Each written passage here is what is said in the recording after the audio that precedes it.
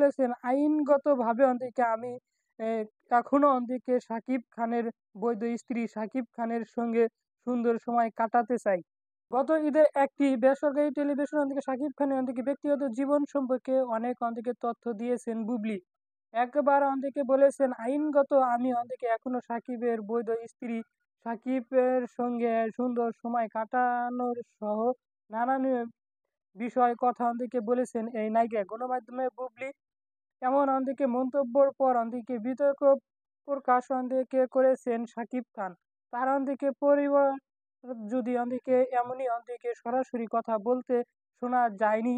সম্প্রতি শোনা গেছে বিয়ের সিদ্ধান্ত নিয়েছে শাকিব। ছেলের জন্য পাত্র দেখছেন পরিবারের সদস্যরা। এসব প্রসঙ্গে অপু বিশ্বাস ও বুবলি দুজনের সঙ্গে যোগাযোগ করা হয়। অপু আপাতত কথা বলতে চাননি জানিয়েছেন।